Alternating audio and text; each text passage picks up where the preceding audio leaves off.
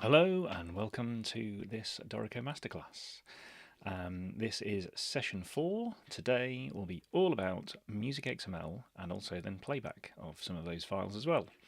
So as always, I'll be keeping an eye on the chat. Thank you for joining us for this session. And we will get started. I can see where some of you are from in the chat, so thank you for joining us live. I'll be keeping an eye on that as we go, so if you have any questions as we go, then please write them in the chat. And the session materials that you can get for today, I'll just put that link in the chat. So in the session materials file, this is our session materials page. If you've been following along from the beginning, then we did session 1 on various note input options. Hopefully you chose some of your own options that you'd like for that. We did creating an arrangement in session 2. We did session 3, which was just last week, on layouts and various options for layouts there. And then in session 4, which is today, we're going to be doing MusicXML. Now, I'm kind of presuming that a lot of you are probably have been using Finale. This session also, of course, applies if you're using Sibelius or any of over 200 programs that you can export MusicXML from. But I will look in some detail about how you'd export things from Finale. And actually, these demo files that I've put in here, so these files you can download, if you already have Finale, you probably already have these files because they're from the large ensembles folder, some of the demo files from Finale. And we'll look at exporting those and how we can import them. So if you've already looked, I think they're in your Finale files in the kind of repertoire folder. There's a large ensembles. And I've taken 3 of the example files from there, and that's what we're looking at. So if you can't find them, then you can just download this zip file, or if you don't already have Finale. And that zip file contains 3 XML files that I have already exported, and I'll show you how I've done that. But then we'll use those. So if you want to follow along with this session and follow along with all the details and things I'll be doing, then you can just download that file, and we'll open those as we go. As with all of the sessions that we've been doing, there are links at the bottom here, so you can replay these sessions at any time. So, of course, this has all been recorded, so if you want to follow along later, or you need to stop or pause or break, or you want to kind of review these options and these sessions later, then you can. That's no problem at all. So let me just check. I presume you can all hear me. Nobody's saying there's any issues on that front, so that's good. And I can see we've got quite a wide range of people where you're joining from again. That's always good to see. Apparently it's a rainy day in New York. It was also a rainy day in Valencia when I was there yesterday. Very rainy. And of course, it's dark here because it's now autumn and I'm in the UK. But yes, I can see you're from all over the place. If you have written me any emails, then I will get around to them, don't worry. Yes, I've been all over the place, especially this week as well. But don't worry, I will get to them. So if you have any questions, you can let me know. I will put the email in the chat again at the end. So if you have any questions, then that you don't want to put in the chat or after the session, if you've forgotten anything, then I'll put my email address in there later, so you can ask me anything you like as well. So let's get started, shall we? Have you all got the demo files? I'm going to show you also how I made those effectively. So in most programs, when you're exporting MusicXML, it's probably in the file menu, and you can do a file and then a save as or an export or something else. So in particular in Finale, here's the Finale option here. In the file menu, there's an export option here, and this includes MusicXML, which is what we want to do. So we want to export a MusicXML file. But you can also look at the MusicXML preferences here. So if I just choose that one to start off with, then in the Finale MusicXML preferences, this is from Finale 27. And if you don't already have that and you're using Dorico, then as part of buying Dorico, you would have got the latest version of Finale, hopefully, as well. So you've got that installed. So you can export MusicXML and you can export various versions, but I would recommend you choose the top version because that will give you the best export option from there. And then I would also suggest you tick this box if it isn't already, to include linked parts in the compressed files. Dorico doesn't actually make use of those linked parts yet, but there's no reason not to export them, so I would definitely make sure you've ticked that. You can also optionally choose a few other things. So if you want to silence any error messages, if you're not too worried about any error messages or don't want to read them, then you can just leave that as it is. And there's also an option at the bottom to export compressed or export uncompressed MusicXML. And I recommend choosing export compressed. Partly because the file size will then be smaller, so if you're doing a lot of files, then you'll get smaller files. It won't take up quite as much hard drive space. But also, if you export compressed, then it can also include any parts, and also if there are any graphics in there, then it would also include any graphics in the file. So it's always good to export as much as possible. So choose the compressed option. That's my recommendation for that one. And yeah, leave the other options as you can see them in these preferences.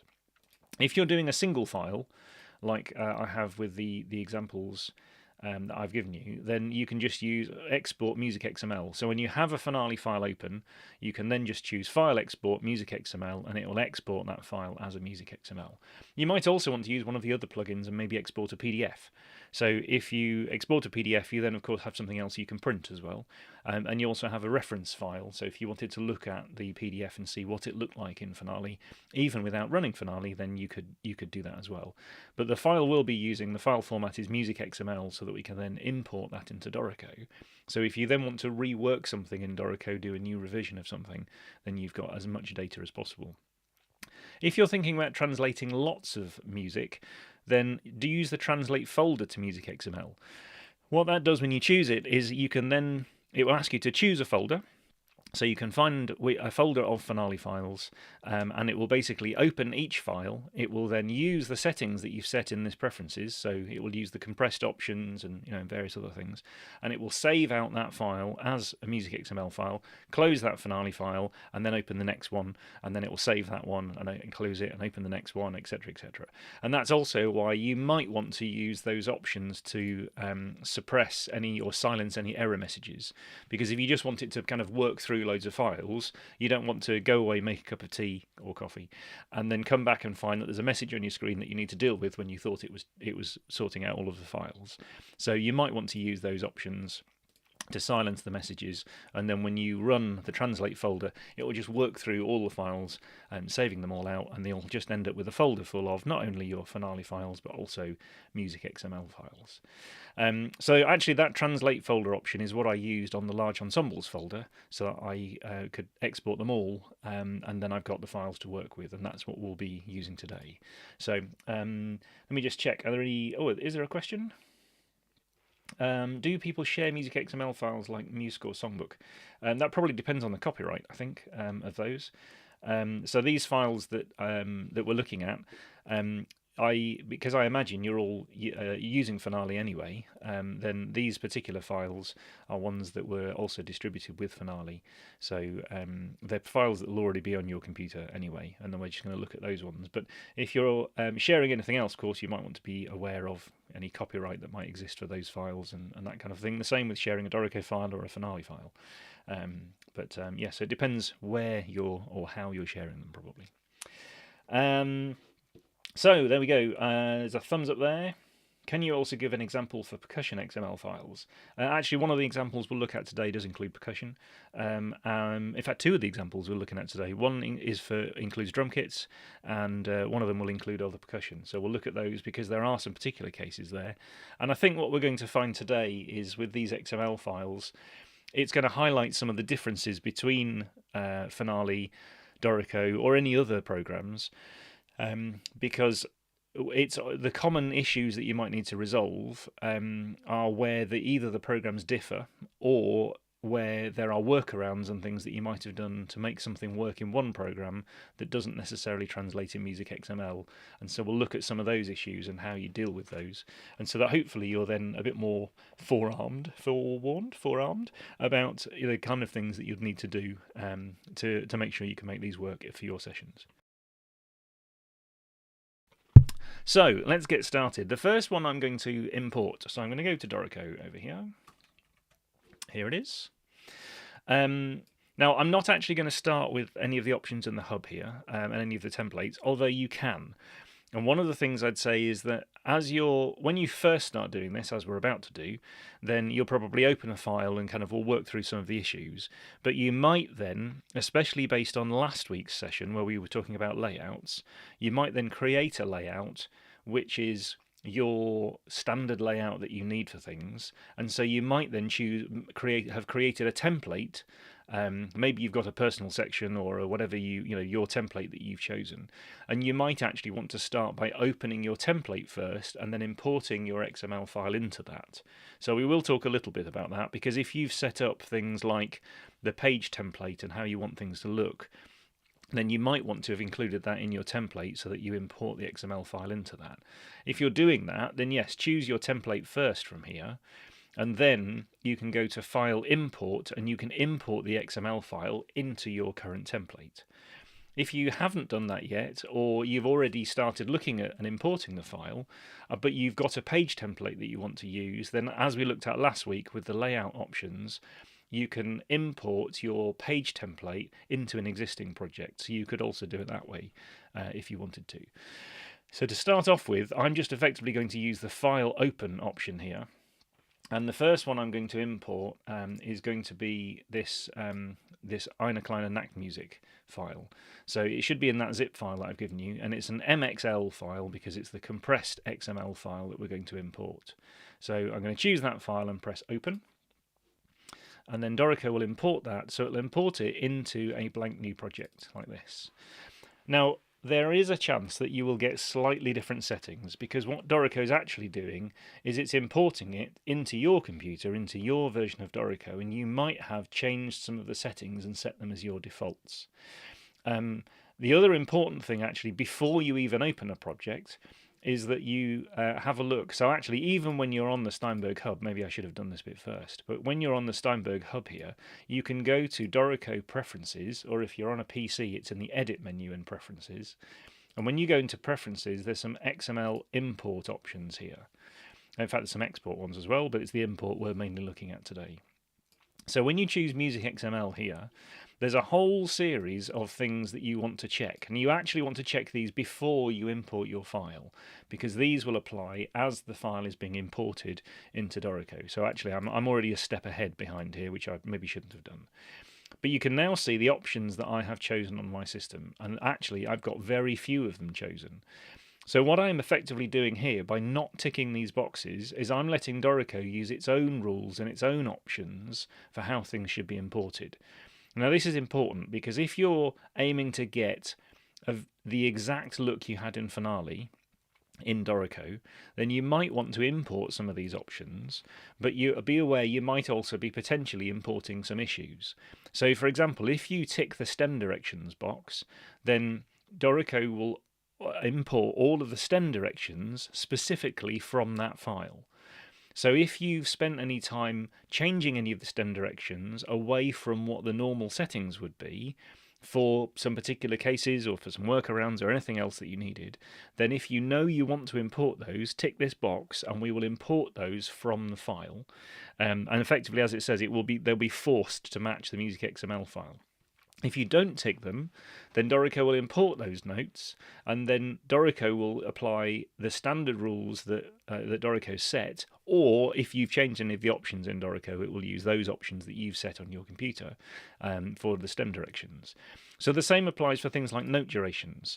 So you'll probably be aware by now that Dorico will set the note durations normally following the meter that you're in and following the options in the library notation options for how beam grouping and note grouping should be happening. So the beam groups one is here and note durations are here. So if you have effectively used the forced duration option in Finale, it's not called that, that's our option, but if you've put in very specific note durations that you want Dorico to import, then you can tick this box. And basically, it will import everything as if you've used forced durations. And depending on your file, that might be what you want. I'm not going to choose that, and we'll see what Dorico's options do for these files and see what the options are. But be aware, if you do import these kind of options, it might be that when you're then using the file, you might be thinking, oh, that's strange. Why is the stem direction wrong? Why are the beam groupings in this particular way? And that will be because you've imported them from the MusicXML file and set those options. There are reset options. So, for example, for beam groups, you can choose a whole bunch of notes or the whole file. You can right-click, go to the beaming section, and you can reset all the beaming afterwards if you want to. But I'm just going to not tick these options so that I'm not going to import those settings in the first place. So the same applies to things like Articulation placement, if you want it to be either a particular side of the note head, maybe if you're doing marching percussion, or you've set something that you want to be a particular side of the note head, you want to tick the box. Accidental visibility, tuplet placement, so where the brackets appear, whether or not they appear, which side of the staff they appear, those kind of things. There's some advanced options in here as well for tuplets. All the things to do with rests and rest durations, very similar to the note duration options, and whether they would appear. So Dorico will sometimes add rests effectively to, it says padded with rests if the starts and ends voice properties have been used. So again, those kind of options you can decide if you want to import them. Now, what I would say is don't worry too much. If you want to, open the file once, have a look at it, see if it's generally okay or not, and if not, come into here, reset some of these options for what you want, tick them or not, depending on what you had the first time, and then open the file again. So import the file again, and then have a look at the options and see which ones you want. So yeah, there are those options as well. So dynamic placement, glissandos, slurs, LV ties, figured bass appearance, various other things that you can import. And there's another section down here about notation and tablature and what you want us to do if you're importing tab. Now, the only option really I have ticked is this text items. And I find this useful because if from the XML file something isn't completely understood by Dorico as to what the item is, then Dorico will import it as text. So in the worst case, I find you end up with something imported twice, because it's imported it once how it should be, and Dorico's imported something as a text item just to make sure that we knew what the thing was. So I leave this option ticked so that I do get as much information from the file as possible. And the worst case is I either need to change the text item or delete any extra text items that I've got. But I personally find that better than missing something from the file. Because then, I'm less likely to miss something, especially if I'm porting a file from somebody else, and I might miss something because I didn't know the thing was there in the first place. Then that can be a good option to tick. And I'm also going to import the font style information so that you'll get a much closer look on style of the thing that you've imported, which might then give me an indication of which ones are going to be similar through the file, because there's a useful option in Dorico for that, the size of them or the font style or that kind of thing. So I might not necessarily use that font style afterwards in the project, but at least I kind of import it with the right kind of look for that information. The other option you might want to maybe import is the import system and frame breaks. I've got this one turned off at the moment because if you import this one, then when Dorico matches the page size and the paper size, it will also make sure that the same information is on each page. So it will basically add system or frame breaks. So you can think of frame breaks like page breaks if you were watching last week's session on layouts.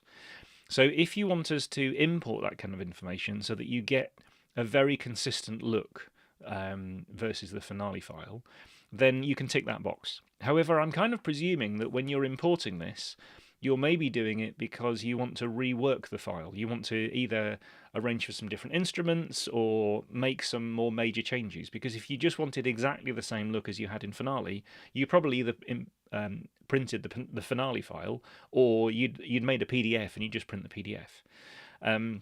But if you do want a very exact same look, then you can tick this box, and Dorico will add system and frame breaks to the top of the file. And then if you don't want those, then as we looked at last week, you can remove those in the engrave menu. There's a reset layout option. So if you wanted to remove them again afterwards, you can. But I'm just going to not import them. So then we'll look at how Dorico would lay things out at that point. We will look at some options for how we can make it look as similar as possible, but I don't necessarily need it to kind of hard set some system and frame breaks, so I'm not going to tick that one. So the only one I've really got ticked is this one for text items. There are some other options at the bottom for export. I'm going to leave those because we're not really looking at export as much today, but that's if you're exporting MusicXML from Dorico. So the preferences you ought to look at first. I don't think there's any questions so far. No, I think we're okay. So those are the preferences that I had set, and I have already then gone to File, Open, and I've opened this Eine kleine Nachtmusik. So now what we're going to look at is what's Dorico done here? Are there any issues? There are. How do we fix some of those? And what are the kind of things you might want to change and you might want to be aware of when you're importing a MusicXML file? So in this particular file here, if we just have a quick look through, it's kind of looking okay. Some of the issues might be, some of the pagination stuff, but I didn't import the system and frame breaks, so Dorico will be paginating some of this. But also you can see there's some very large margins on the left side here.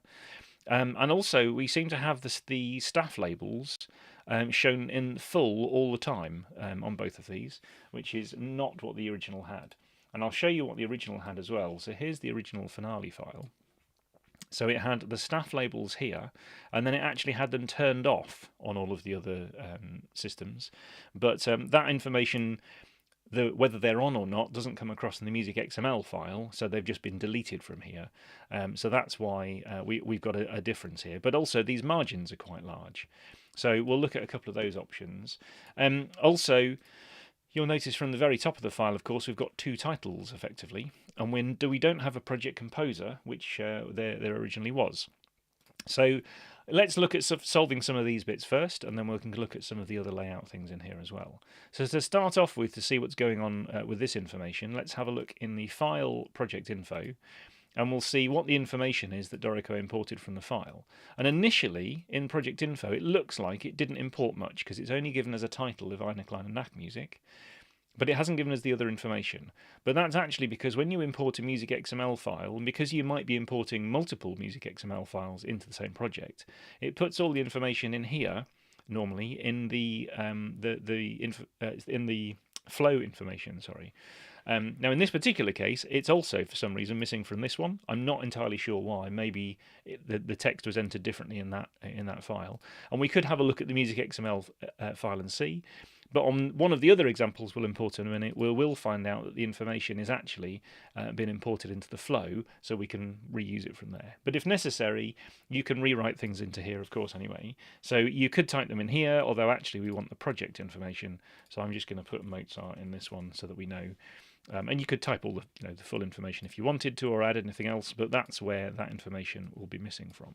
When we import some of the other ones, like I said, we'll look at also copying the information over into the project information, so we'll do that as well. Now we've also got flow headers turned on here.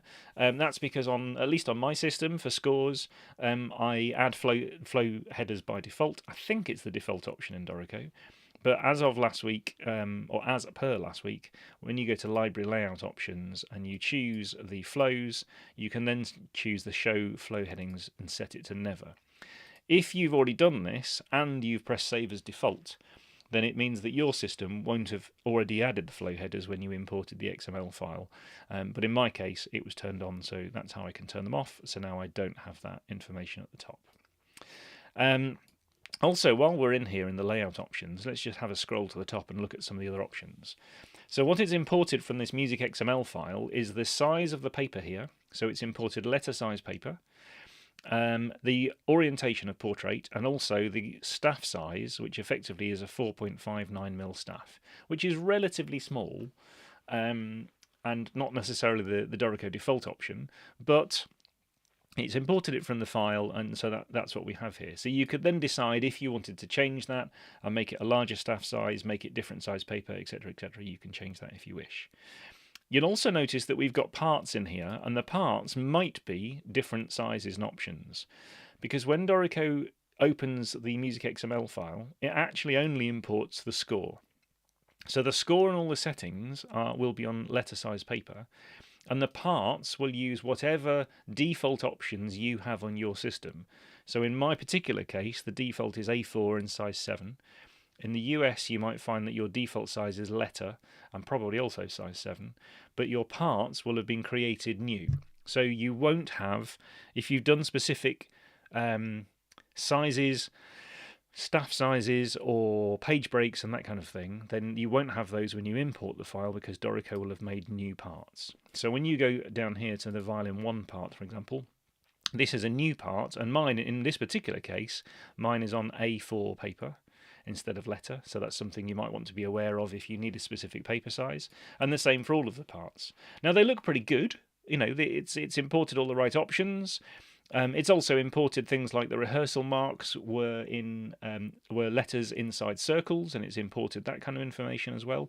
We might want to change things, to make things fit on the page a bit more, so we don't have to use this small extra page. But that's the kind of thing we also looked at last week. So maybe reducing the font size very slightly would probably make things fit, or adjusting the page template as we looked at last week. So we've imported all these options, we've decided whatever the paper size and everything else is, but the other thing was this large margin on the left-hand side here and the staff labels.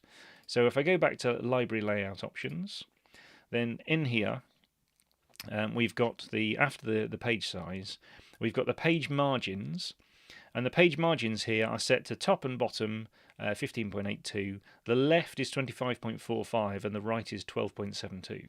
Now, the reason for this is that Finale tends to do its page margins slightly differently, and it actually if I just go to engrave mode, you can see in Dorico it's added the page margin and then it's added the staff margins here, and I believe Finale tended to do it the other way around and kind of not set such a big margin necessarily, or you put these labels inside the margin, and so it accounted for things differently.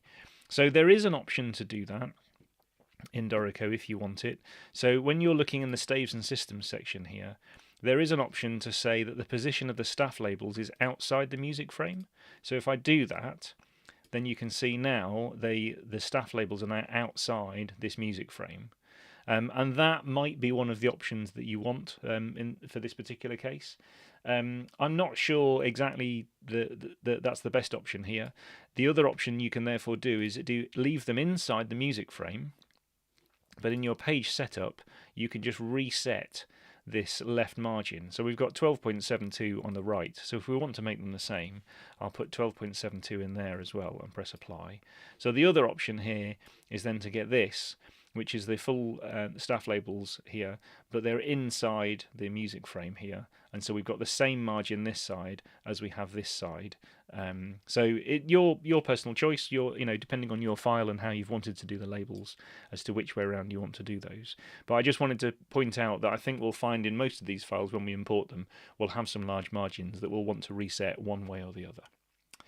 There's no questions so far. That's good. Maybe that means it's I'm answering things in the right order. Maybe let's see.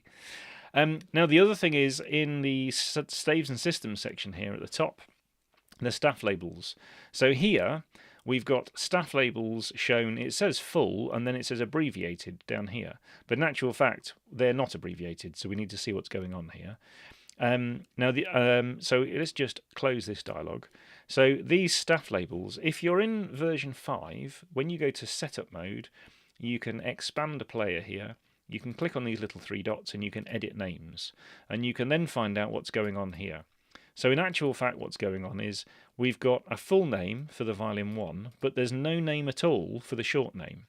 And Dorico doesn't like to leave it blank, so it's effectively using the full name again, because we didn't want to leave it blank, because we have another option for turning them off if you don't want them, and we wanted to make sure we knew what the staves were. So you'll remember the original Finale file here had full names and then blank, and presumably they'd just been deleted, so there was no information there, which is what we've got here. So that's what we have here. So I'm just going to press cancel for a second. We could leave this if we wanted to. You'll also notice that on the left here we've got single heads for the violin, the viola, and the 2 violins and viola, and we have a section player for cello/bass. So I think what's happened here is because cello/bass isn't really an instrument, it's effectively 2 instruments, Dorico wasn't 100% sure what to do with that one, and so it's decided, well, it might be more than 1 instrument maybe, so actually let's make it a section player. And when we edit names, you can see it's actually using a cello in the background, but it's added the cello/bass name to those as well. So if you've got multiple instruments that you want to change in here, you can use the edit names option. If you're in version 6, you can also double click on the names here because you can get to this same edit dialog, so you can edit the names manually if you want to. But there's also an option in setup mode here in the setup menu to reset instrument names. So if I do reset instrument names like that, then it's reset all of the labels for all of the instruments. So we've now got violin 1, 2, viola and cello. And you can see it's added the full name and the abbreviated name here. So now we've got all of the names as you'd expect.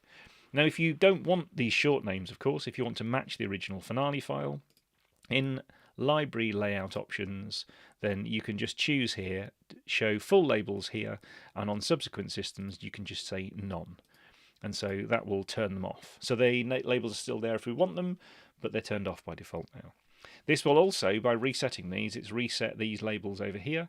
So violin 1, violin 2, viola, and now violoncello, as opposed to cello/bass. So if you wanted to change this label, you can, or this one over here, of course, depending on how you want your labels to work.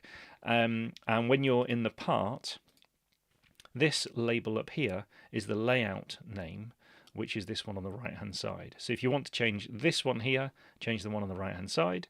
If you want to change the ones on the score that are used for staff labels here, then it will be these options when you do edit names in here, or in version 6 when you double-click on the name over here. One last thing also is that in library layout options for the staff names, there is an option to show the player name instead of instrument names. So these instrument names here that we've got from setup mode, and this is often, I think, more for percussion probably, or if it's a reed part for theatre, you might want to use the layout name instead. So you can tick a box here and you could use that. If these were different for the player names, you could use player names in here instead if you wanted to, just in case you're wondering where any of the labels or anything else are. We'll also come back to look at labels in more detail for a couple of these other projects as well, so we'll go back into there. So now what we have is the labels, the margins are set more as we want them, and as we scroll through the piece, then you can see it's also changed some of the options and the pages that we've got. So the original music was on 7 pages, but it was actually slightly more spread out than this one. And I think that's maybe we've changed some margins or we've changed something else. So the original went all the way to the bottom of page 7, and Dorico's made things fit in less space. So we could even probably get it down to 6 if we wanted to, but we did say that actually the staff size was quite small for all of these. So you might want to increase it maybe a little bit. The other thing with XML files is that you can end up being able to click on these clefs. Now this isn't really a problem for the string parts. They probably got the same clef that they wanted to, but you can run into problems where you've got, for example, a baritone saxophone or a bass clarinet, because they might have a different clef in the score versus the part. And if this has been imported explicitly to say, no, this is the clef that is being used, it will use it in the score and the part, so you may find that your part is then incorrect. So what I would normally suggest is that if you just drag a box over all of these, then make sure you don't accidentally delete your key signature or anything else. But if you drag a box over these and just press delete, then nothing happens, or it looks like nothing happens, but now you can't choose these clefs. Now it's actually using the default clef from Dorico, and that means that if the clef differs in the part versus the score, then you'll actually get the right options. And I'm just aware that some people have been struggling with this, and they've got to the part and they've been trying to set the right option and not been able to, and that will be why, because the MusicXML file has actually imported the clef on top of the information we already knew. So often deleting those is normally a better way forward at that point. Let me just check a couple of the other options that were in this file. I wanted to, just in case there was anything we were missing. No, I think that's okay. Oh yes, there was a around bar 20, I think, 16. Yes, here we go. There's some crescendo markings here. Now these crescendo markings that were added in Finale, they were added as expression text. They're not actually added as a dynamic at that point. So the issue you'll have with text like this as expression is that it gets imported into Dorico, and Dorico says down here in the properties panel, it's staff attached text. But it doesn't actually know what it is, and it's not actually dynamic. So that's why it's now appearing in the wrong place on the staff. You could select all of these. I'm using Command or Control just to select all of those. You could press F and you could flip them, but also the style isn't really correct. We will look at how to change some of those, but in this particular case, actually I don't think you want these. I think you want to delete them and put in a proper dynamic. So I would probably just delete them. select these areas, do Shift D and type crescendo, and you'll get the correct crescendo. Then you can obviously, say how long you want the crescendo to be, but you'll actually have the right, text and options. And like I said, that's just because in the MusicXML file it wasn't actually defined as a dynamic. So it may be one of those cases that because I had the text option ticked, it's imported that as some text because it wasn't really sure what it was, because it was just a general expression. And those can be all sorts of things, I think, in Finale, and you might even have set some yourselves, but crescendo is one of them. Hairpins will generally be okay. They will come across as hairpins, but that crescendo text, it wasn't sure what to do with, so that's why it was an issue. Whether or not you've got these winged bar lines on is a particular style option you might have set on your computer if you're like me. If you don't want winged bar lines, then they're in the library engraving options, and they're in bar lines. And when you scroll down here, you'll find a picture of some winged bar lines here. And if you don't want them, you can choose this one, or if you've imported it this way and you do want them, you can choose the other one, and then it will reset those for you. So I think that's, in most cases for this particular one, apart from if we want to change some of the layout options, make things a bit bigger and fill this page or anything else, then we can do that. That would be the session from last week. But I think unless there's any particular questions on this file, we'll move on to the next one. I'll give you a second just in case you want to write any questions about this particular file. The next one we're going to import will be a Beethoven Polonaise. Makes me feel hungry. Some incorrect slurs copied just below bar 20, somebody said.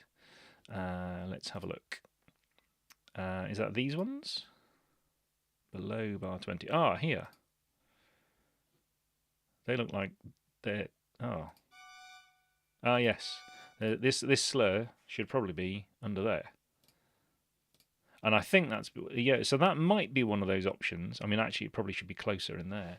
That's probably one of those options where, because I didn't import the specific options from the file, that you would get those kind of things happening. So yes, I'm just looking in the file. They would probably be, or this particular one, maybe this one's okay actually, because it's moving on the top and it's already put the slur on top. But this one, Dorico by default is putting the slur on the top. But in this particular case, actually, yes, you probably wanted to import it underneath. So if you want to give it a go, in your XML options, you could tick the option for slurs, and you could then decide you wanted to import this file again, and you could see if the slurs are the other way up, and they probably would be, because it would then import the specific slur direction. So good spot, but I think that would be what that was. A question from, yes, and one is a tie and one is a slur. Yes, that one's a tie and that one's a slur. So Dorico's putting the slur at the top because that's commonly where we'd put them. So if I just delete that one, for example, if you select these two notes and press S, then that's exactly what Dorico's done.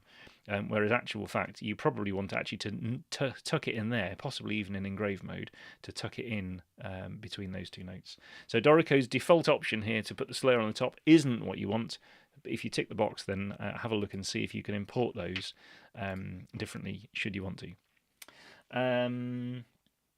Somebody said they imported to Dorico 5, the slurs were okay. Again, that might be because, let me know, did you have the slur option ticked in the MusicXML preferences? If you did, it will have imported it from the file. Raphael says, did you mean that the crescendo was defined in the Finale Dynamics category will be imported correctly? I presume so. I haven't actually tested it.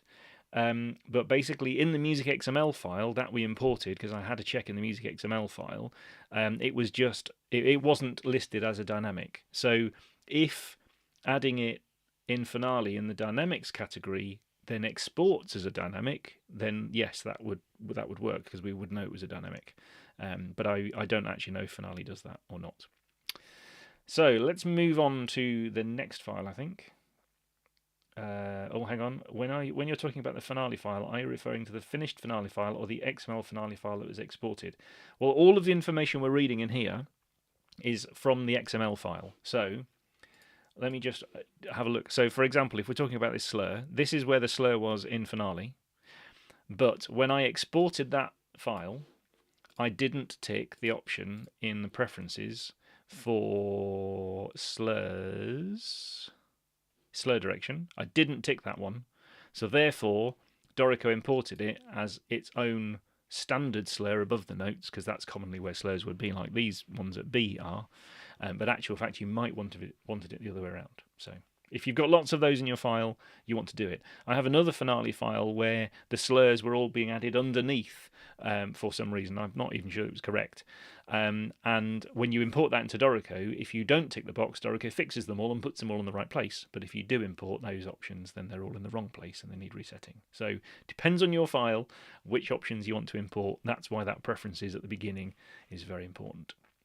So let's look at the next file. So I'm not going to import it into this project. I'm going to do a new project. So I'm going to say File Open. Same rules apply about whether you want to import it into an existing template or anything else. Then you could do that if you wanted to. But I'm going to import the Beethoven Polonaise this time. So this is as a new file. I'll import the Polonaise, and let's look at the options in this file instead. Some quick question, the XML files aren't exactly the same as the finale file. No, but they are very close. Yes, it is slightly dependent on what finale has put in the XML file and how good the export is, and also it's in how good our import is. And that's also what we're looking at today, really, is what are the kind of things that don't exist or are different between each program and therefore might get missed with that import or export. So here's the Polonaise, and there's a few different cases in this file, so I thought this was another one that was good to look at. So in setup mode in this one, we've got flute, 2 oboes, 2 bassoons, 2 clarinets, trumpet, 2 horns, double bass, and percussion. Percussion has come in as a double-headed section player. Everybody else is a solo player. So if we have a look at this file and what's going on in this one, some different issues in this particular case. So I'll run through a couple of these quickly because they were similar to the last one. So in my particular case, I've got flow headers on. So I'll go to the layout options, library layout options, and turn the flow header off. Again, the page size that I've got is letter, but all of the parts have been recreated. So they're all, for me, they're all A4. If I wanted to reset these all to letter, I'd just choose them all, and I'd choose the option in here and change it to letter if I wanted to. We've got the same kind of options. We've got these large gaps over here for the page margins. So in this case, I'm going to do the same as the last one and reset that to be a smaller page margin there. Also, we've let me just close that. There we go. There's also, when you've got these labels on the left-hand side here, if I just check in the original file for this one, here it is. You can see at the beginning they've put clarinet in B flat 1, and then on subsequent pages they've just got short names, but they've got B flat clarinet. Now this is a particular case where they've done it one way there and they've done it the other way here, and you've got horn in F and then you've just got horn. So there's differences between these two. Now Dorico has some default options you can use to make them the same, but we are then more consistent in the entire file. So you might need to do some minor tweaking to this one, but I'll show you where some of our options exist for this. So when you're in the library layout options for these staves and systems and these staff labels, we've got full names here, we've got abbreviated names here and subsequently. Down here, instrument, pitch or transposition, you can choose to show the abbreviated staff labels or not. To show the transposition in the abbreviated staff labels or not. So if I untick that, then it means that what we get here is clarinet 1. So we've got clarinet in B flat 1, and we've got clarinet 1 here.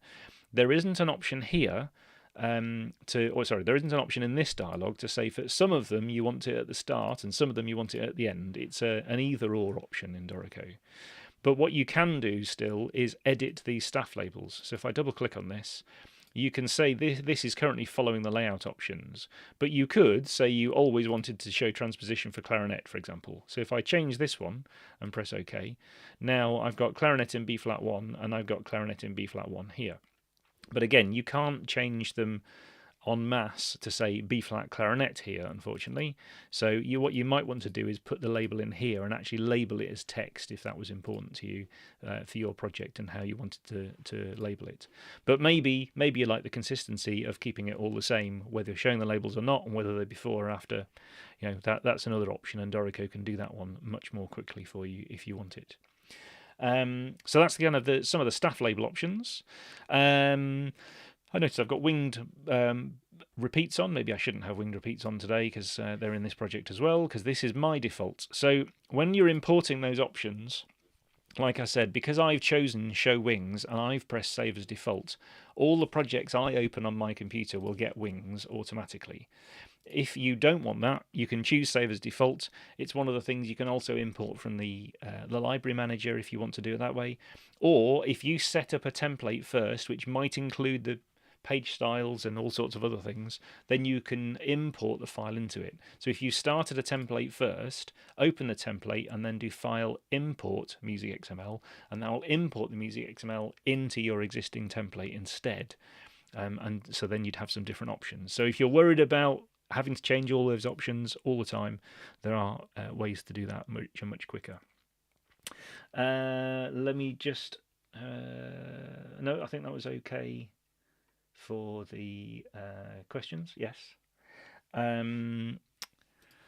Let's carry on. So with this file, there's also a couple of other questions and issues.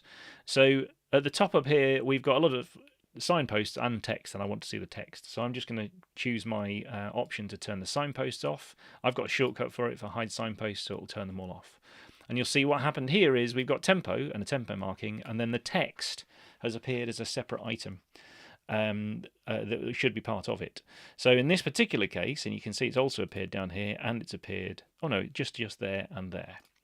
So what's happened here is the text that was system text has become, and you can see down here it says staff attached text, and this one is also staff attached text. So that's not what we want, and neither is this one, because that means it's only attached to the flute part and it's only attached to the trumpet part, and all of the others don't have it. And actually this should be attached to the tempo anyway.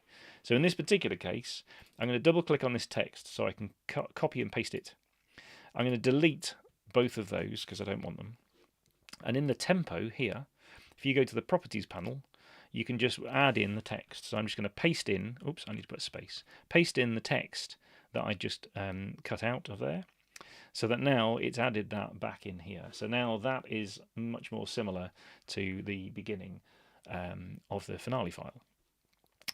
Also, the other information, let's see if we've got some more project information this time. So we'll go to project info, and we'll go to the Polonaise. Here we go. So like I said before, in the project info, this file is imported as a new flow in case you're importing multiple files into the same project. So the information for the composer, the arranger, and the copyright is all here in this section here, but it's not in the project, which is where this is looking. This is looking for project composer. So what we'll do here is if you choose the project information, you can copy the info from, it says copy from Polonaise because that's the name of the flow here. So we'll copy the information from Polonaise, we'll just press copy, and it populates these fields for us like this. So when I press apply and close, it will add in the information into here. Now it hasn't added the arranger because, as you'll know from last week, the arranger field isn't in there by default.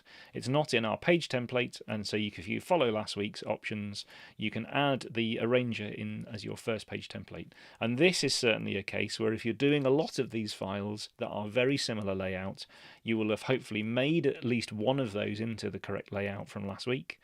You probably also exported your page template set so that you've got that, you can import it into this project and use it, or you've used the file and you've saved a project template so that you've started with that project template and then you've used file, import, MusicXML, and you've imported the MusicXML into your template, and therefore the look of it will also be the same and you won't have to edit all of those fields. The same would also apply to the copyright details at the bottom down here, because the copyright details don't fit, and that's because by default in my page template I don't have enough space. So if you've made a template with enough space in there, then the copyright information would fit, or you can edit this file now and just give it enough space, change the sizes and the fonts and everything else that you need. We've also got a bit of a gap in here, and that's because, similar to last week, these bits of text here, which are staff attached text for the percussion part, they actually the bass drum one needs to be underneath, so I'm just going to press F and flip it back underneath. And this is one of those options where we've imported the correct bit of text, but it didn't necessarily know which side of the staff that should be. This one happened to be above, this one happened to be below, but it's an easy switch to move them around. In the original file, actually, they are slightly further left of here, but it also highlights another problem. If I just show you this original file here, you can see they're slightly left, and there's actually more space in there to add that text. But the reason there's more space is, of course, this file was transposed. And it's an important thing to note that when you import a file into Dorico, it's very likely that your score is not shown in transposed pitch.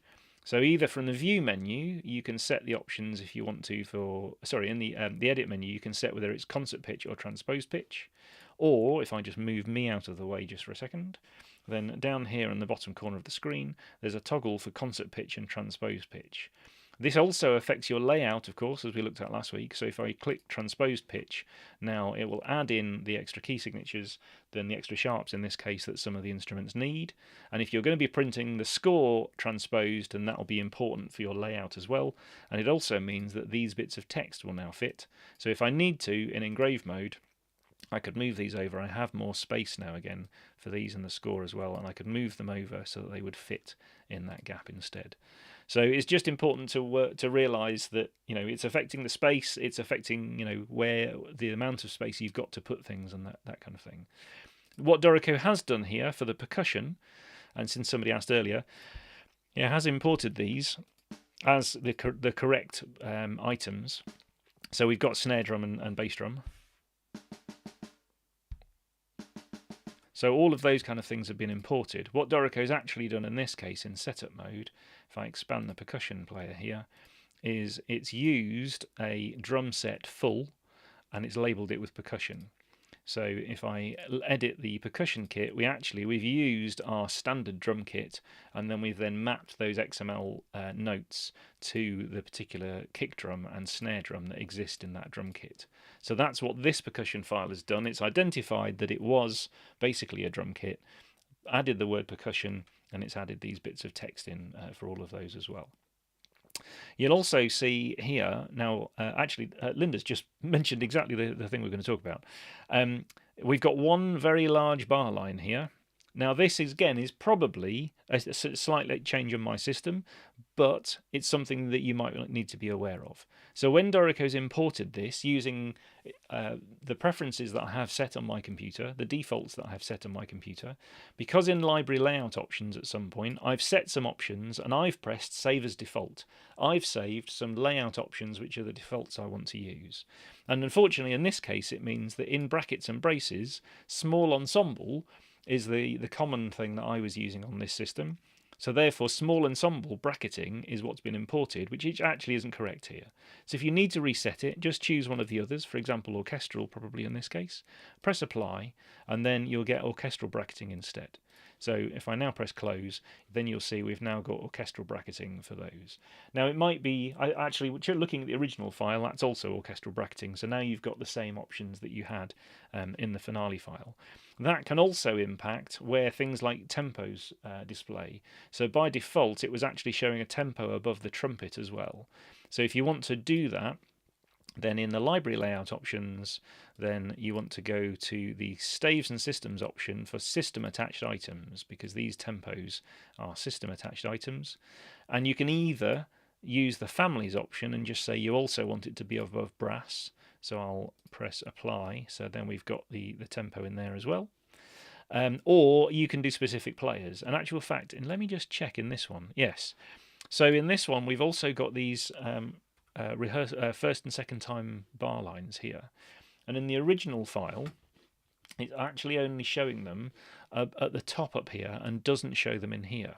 So if you want to change that kind of thing and be a bit more granular about where you put various items, if you go to specific players and here, and this is a version 6 option unfortunately, so you don't get quite as many options in version 5 unfortunately, but if you go to specific players, in version 6, then you can choose, for example, that tempos can be above specific instruments like the flute and the trumpet, but repeats, so these repeat bar lines, are only above flute. So if I now press apply and close, then we've got tempos showing in those two positions, but the repeats options up here are not showing in the middle, they only show at the top.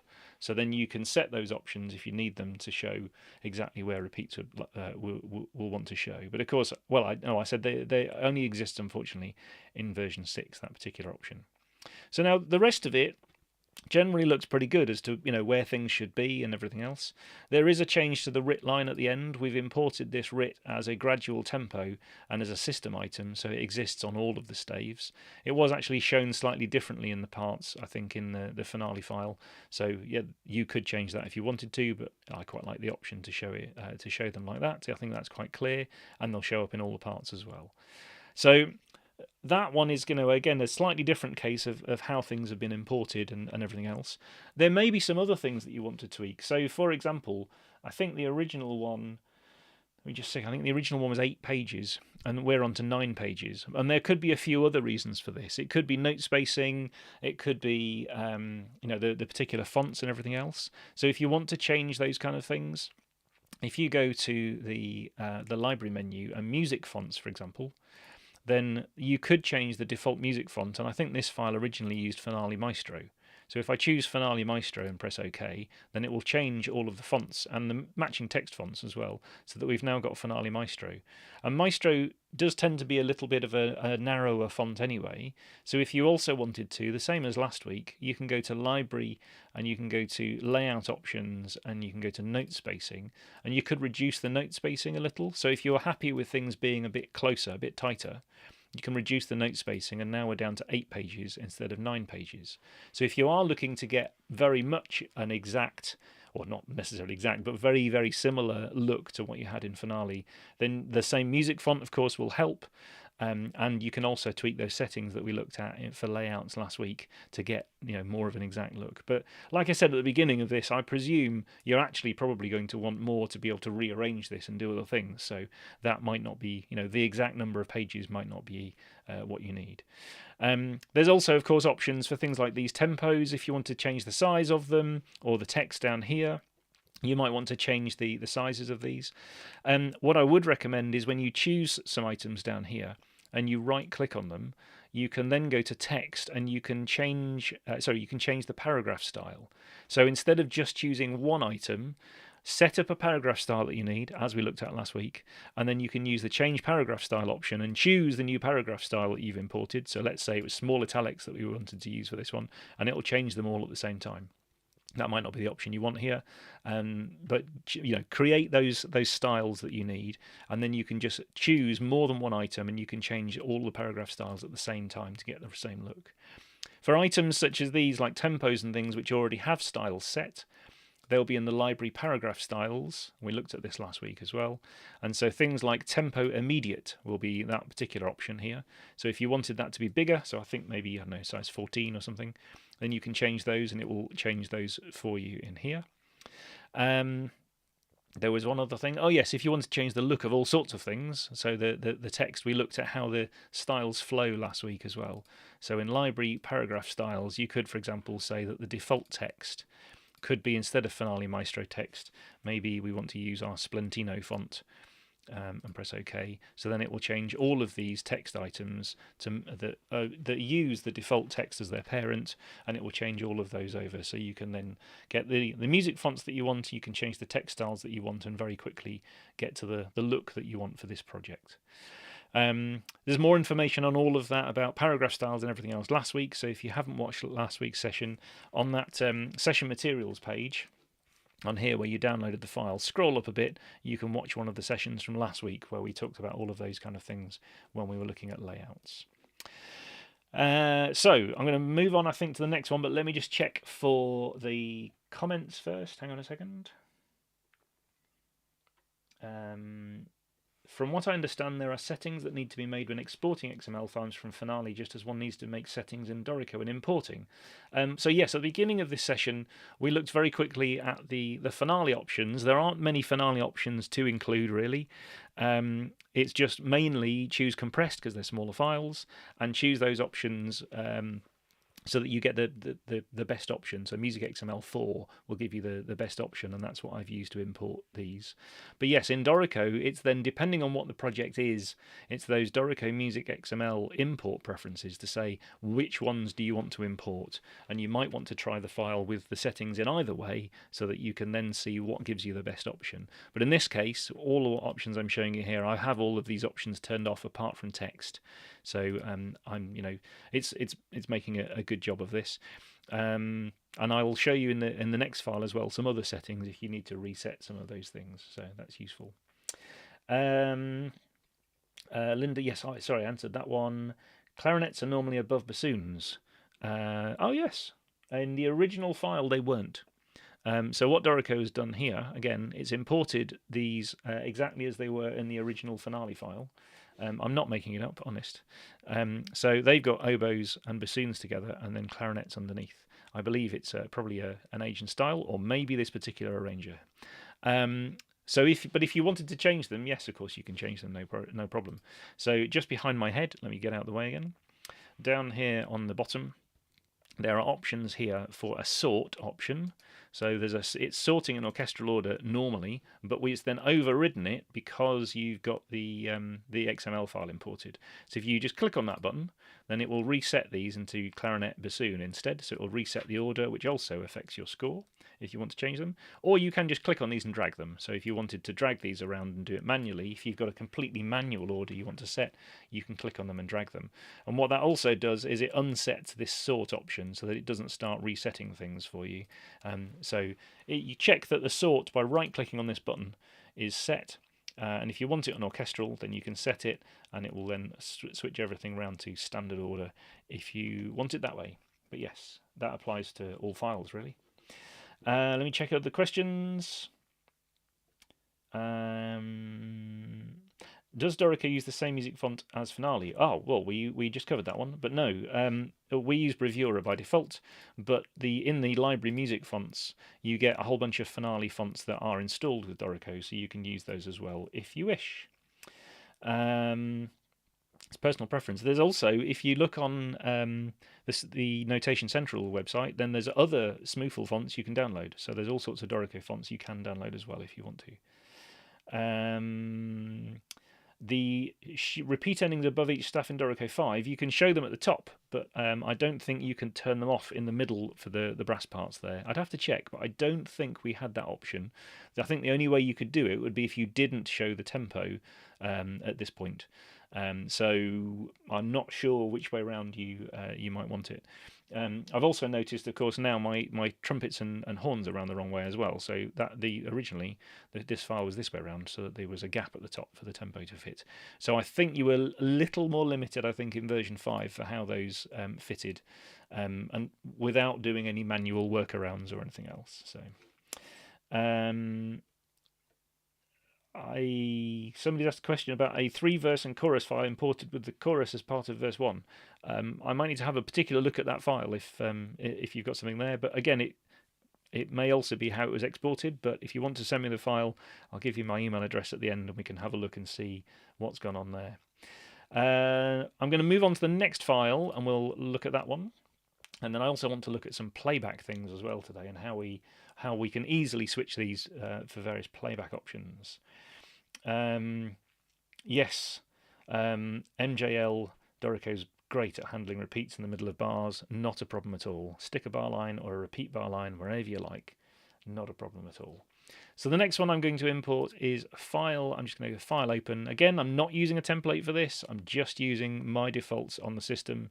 You might want to use a template if you want to do things that way. And the file I'm going to import is this one, I think. Is this the one I was going to import? Yes, I'll import this one. So we'll do this one. I think it should be in the zip file for you if you want to do the same. So I'm using exactly the same import options that I've used previously. So I'm going to have a look at this file and see what the options are here, because these are slightly different problems and how we might resolve some of those depending on what's in this file.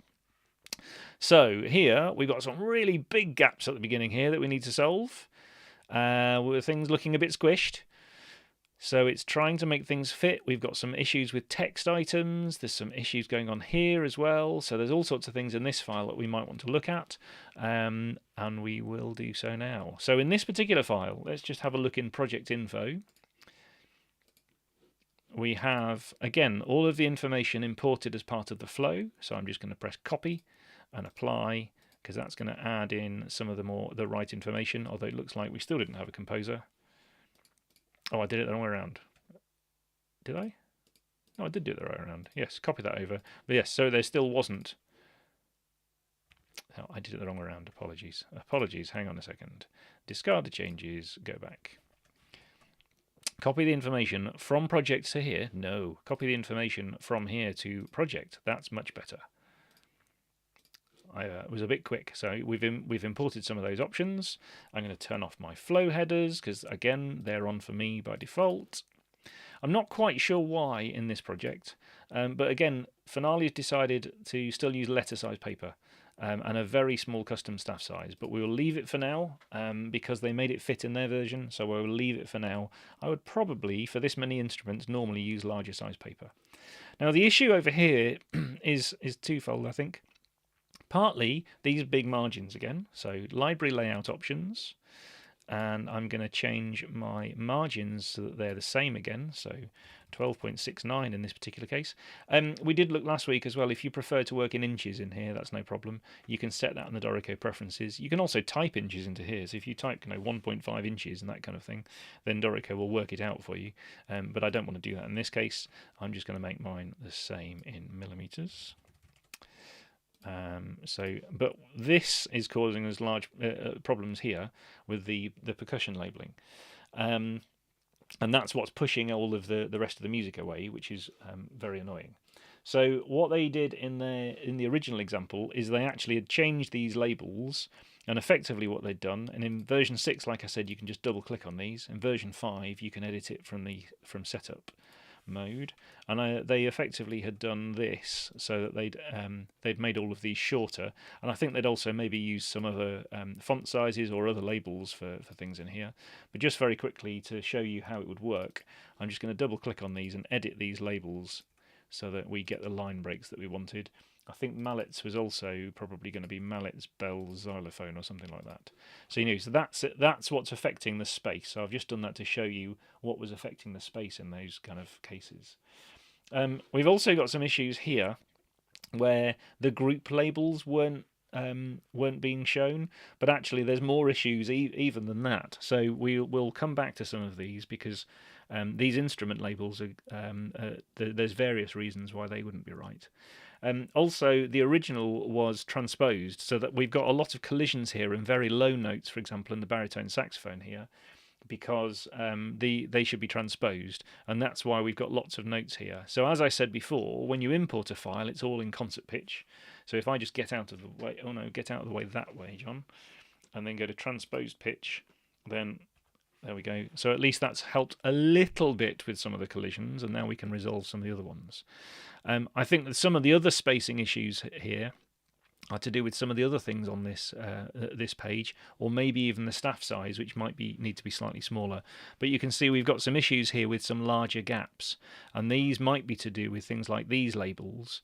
And we did look last week at when we're in engrave mode, you can turn off the collisions option. And then potentially relabel these. So I think maybe this label does fit in here in a minute when we've made a bit more space, but that's what's adding that extra space in there, is the collision avoidance for those items, and things like the word xylophone here as well.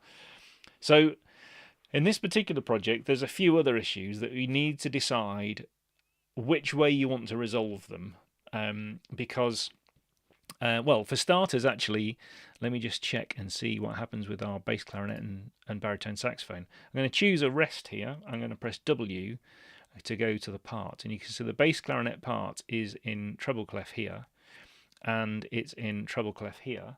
And on the original, Let me just see what they were doing. They were doing treble clef, but in some cases people prefer a bass clef here, and the same for the baritone saxophone and the score. And that might be if you were showing it in concert pitch, and of course we're in transposed pitch. But all of those options are slightly hidden, if you like, when you've imported an XML file, because I can click on these clefs. So again, I would select all of these, I'm going to drag a box over those, and just go through and delete any of the extra clefs, just in case they're going to cause me problems, because I don't want to suddenly find later that I've found, that I've got a problem with a clef being wrong for a trombone part or a saxophone part or anything else where they weren't a standard. There we go.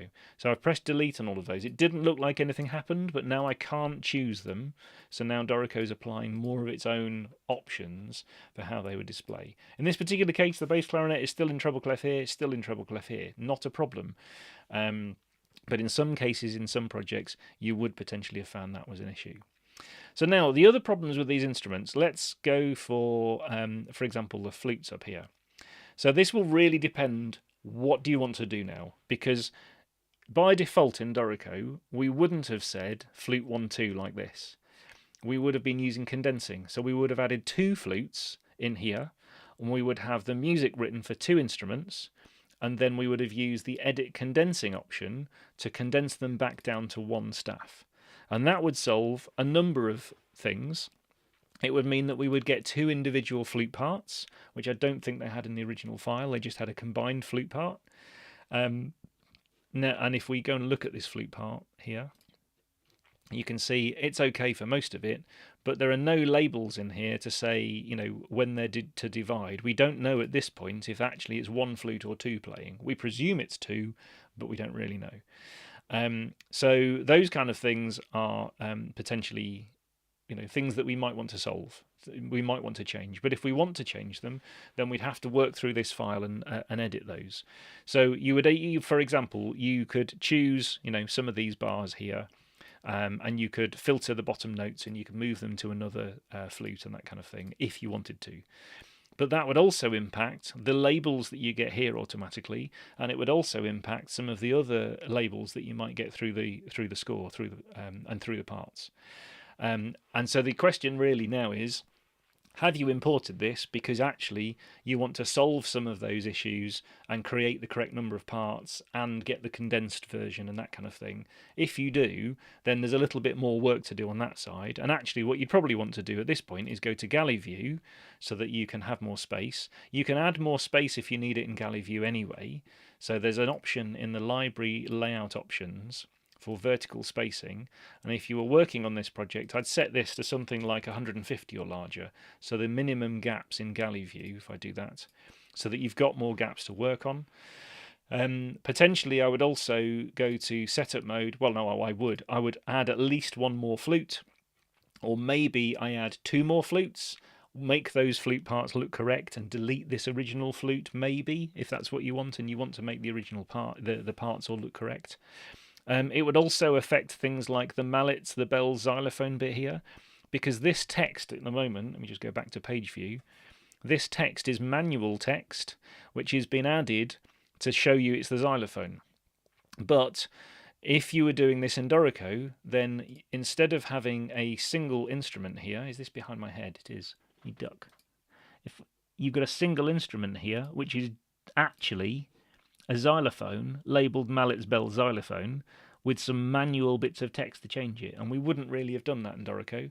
We would have used the plus button. We would have added 2 actual instruments for the bells and xylophone, and Dorico would be labelling them automatically, probably with a slightly different style of text, and would potentially make things fit a bit neater, and would be also labelling the staves correctly here. So this one says mallets, and this one says mallets, and then this one says mallets, and this one's so the problem is at some point they're on a xylophone and the labels aren't correct. So again, it's how many of those things do you want to change to get the same look.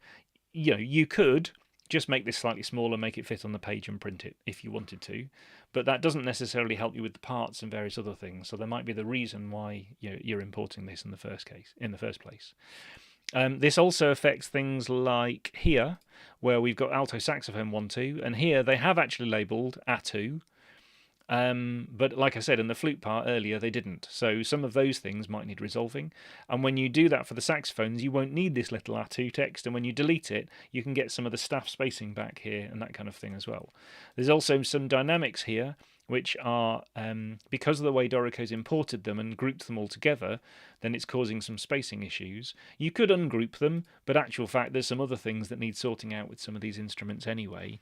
And you might want to show them all in a line. But I think really the spacing issue is to do with either the size of these staves or the number of instruments you want, or whether condensing is being used. So that's also going to affect the instruments over here. So the instruments over here, where they're just imported as 2, 1, 2, and 3, 4, these were the horns, obviously, and these were the trumpets. And so what Dorico is doing is it's labelled them, but because it didn't get the group labels, I'm not sure group labels import. Maybe we should be able to import group labels from XML, but it looks like these ones didn't, and they're not in a group. And that, again, it wouldn't be the way we would normally do those. So even if we imported the group label, it wouldn't solve the problem that really you need multiple parts here. The horn parts, let's have a look. Yes, the horn parts here is a combined horn part, and it's been combined as 1, 2, because they were doing 1, 2 and then 3, 4 in the original file. And you might want to do that, but you might also want 2 individual horn parts. So splitting these out, actually in this case it looks like they're almost all the way through playing the same thing. You could select quite large regions of this. You could filter out the bottom note and move it to a second part very easily, which would also sort out the staff labels and everything else at the beginning over here. So I wouldn't necessarily try and solve these manually. You could double click on these and edit them and if you wanted to, but I'm not sure I would probably do that in this case. So what I'm trying to show here is that XML wise, because there are quite large differences in the way Dorico handles these instruments and how Finale handles these instruments, and whether you want individual parts of these instruments, how it does instrument changes and all those kind of things, there are cases where, as the first files we imported actually imported quite nicely, and there was very little to do to make them look the same or to rework them for anything else. In some cases like this, where you've got some different types of instruments and you actually want, if you want individual parts and that kind of thing, you might have some more work to do with filters. Maybe there's a session we could do, if it's of interest, on how to split some of these out and how to make those individual parts. That's certainly something we could look at. It's a relatively quick process if you use some filters. I also often use the jump bar for things like this. So, for example, with these horns here, you can do things like press J for jump bar, and when you do filter, you can say things like filter top, or you can say filter bottom notes or single notes, and I've added a little FB command. So all I need to do in mine is just press FB and it would automatically filter the bottom notes, and then I've got a move command to move them to another instrument. You would want to copy dynamics if you were moving those. If you've got an A2 section like the saxophones, then you would just select these notes and you would just use a duplicate function to copy those anyway, and the dynamics would come along. So it depends on the particular cases. Like I said, if it's of interest, maybe we could do another session on that kind of thing if you wanted it. Maybe actually you're happy with how the things are generally going to look in this particular case, and if you put this on some larger paper, for example, in my case A3, then actually there's probably not very much we need to change. Let's make the staff size slightly bigger because that's quite small. So let's go up a little bit. So if that's the kind of thing you want to change to make things more like how they were and change the font over, no problem, fix a few staff labels, actually you could be good to go if you don't need individual parts. The other thing, of course, was when I imported this into my system, I still had the grouping, the orchestral grouping changed here. So I would want to change that in this case to say that the brackets and braces should be orchestral instead of my small ensemble, which I think was my default. So there we go. So then we get the correct bracketing on the left there as well.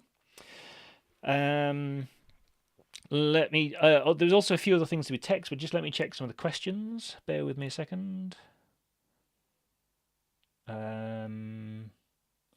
Linda says, am I using open or import for the XML files? I'm using open because I'm not importing it into the same file. I'll show you what would happen otherwise. If I start with a project template, for example, of a string orchestra, string orchestra. If I start with a string orchestra, so any template that you've created or the Dorico default ones, so for example, this one here, it's already got some instruments in it. Maybe you also have already set a project template to show the areas that you want.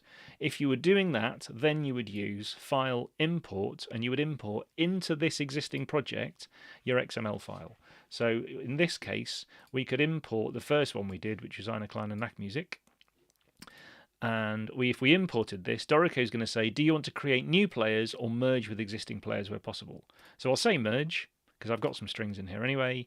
I will import it, and then you would have the flow you originally had in the project, if you had one, and you'd get the new flow imported into here.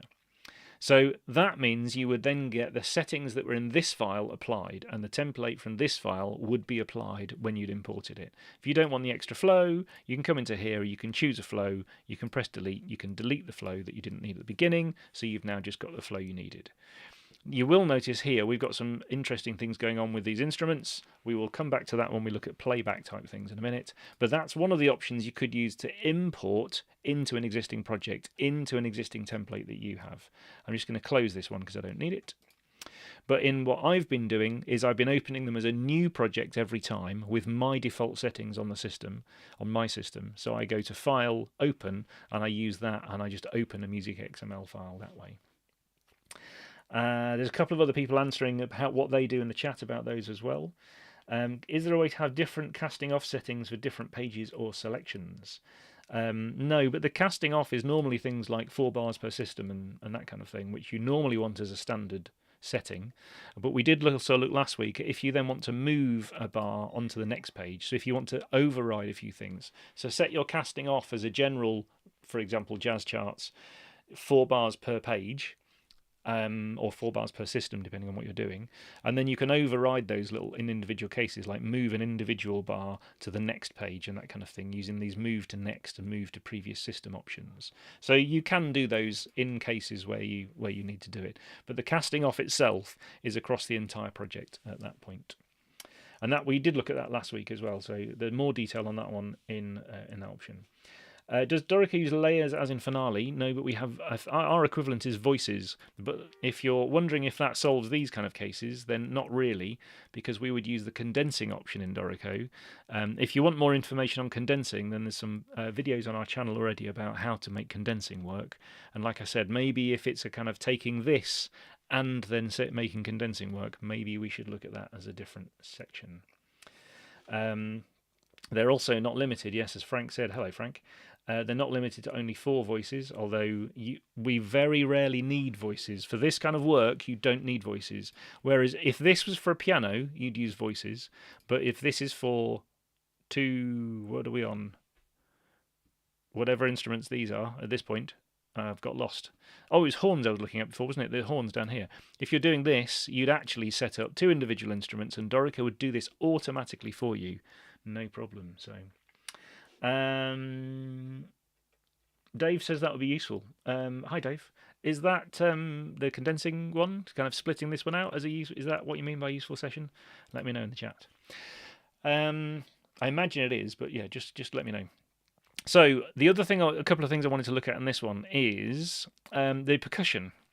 So the percussion here for the bass and snare drum. No problem. So Dorico's imported this, and I think, let's have a look. Oh, it's behind my head again. Apologies. Let me just do that. If we open the percussion section, percussion 1 is a drum set full again, same as last time, and it's added the bass and snare to it as before. So that's exactly the same as the previous project. But this one here, if we expand this one, this has made a crash cymbal low instrument, and it's tried to add woodblock, triangle, and crash cymbal to it. So basically, the first instrument that was played, crash cymbal, it's imported that, and then it's tried to add the other options to it, which it won't quite manage. So this is one of those cases where, because Dorico handles things and percussion in a very different way, and we do it in a much more I'd say sensible way now. The way but it means that when it's imported we're going to have issues.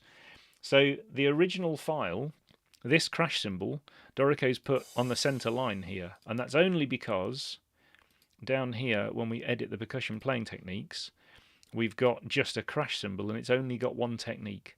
This is not the way we'd normally do things if we were starting afresh in Dorico. So for this percussionist, I would make a new percussion instrument with the options I wanted in the right place, and I would move these items over. There's probably not actually that many. Let's just go to the part. There's not actually that many notes. You can see, look, it's imported some here just with a different note head, but they all sound like crash symbols because it doesn't actually know from the file that they were actually 3 individual instruments and where they should all live.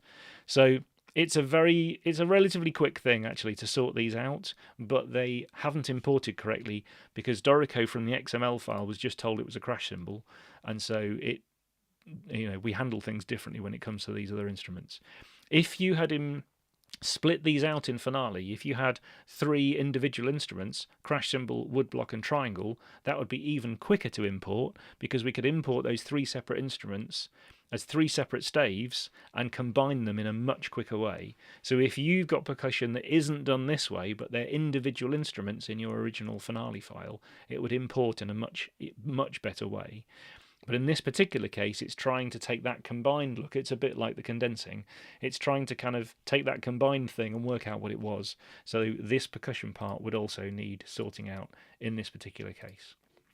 Now also there's some text options in this score, and I want to show you some of the things you can do for those. So let's turn these signposts off. So this tempo is very similar to the last one we had in the previous project. It's not the size you might want because it's using my default sizes for things, but in library paragraph styles we could change that. This is an immediate tempo, as it's called, not a gradual one. So the immediate tempo, you could change the size of that, same as the last project, and make it bigger. But all of these bits of text here, so we've got a bugle call, we've got a gem of the ocean, a Dixie, all of these labels here. These have all been added, and you can see down here it says staff attached text, default text times New Roman regular. And this one says the same, staff attached text. So these have all been imported as staff attached text again, which probably isn't, again, what we want. We probably want them to be system text so that they appear in all the parts. So what I'm going to do is I'm going to choose the first one here, and then I'm going to use the option which is select more. So there's a select more option here. And what that does, I'm going to use it as a shortcut, which is Command-Shift-A. I press it once and it selects all the same text on this page. And if I press it again, it will select all the text through the rest of this flow. So you say, I'm not need to do anything else now. It's selecting all the same text all the way through the flow. So I've got all of those bits of text. So now I've got them all and they're all selected, I can right click and go to text, and I can change the text to be system text. So if I do that, they're now all system text. So when you choose one of these now, it says down here, system attached text instead.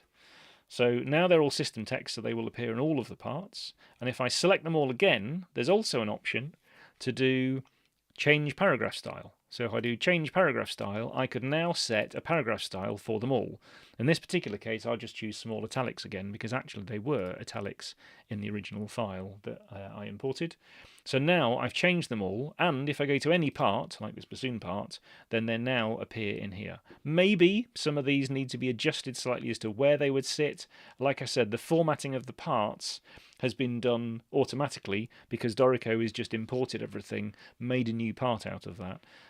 But that wouldn't take very long to sort out. And these irregular gaps that you've got between things, I'd probably just turn off the collision avoidance that we talked about last week, and then the collision avoidance would sort out lots of those, and we can manually add these bits of text in, manually position those bits of text wherever we need them. But they are now system text, so they appear everywhere, and we've set a style.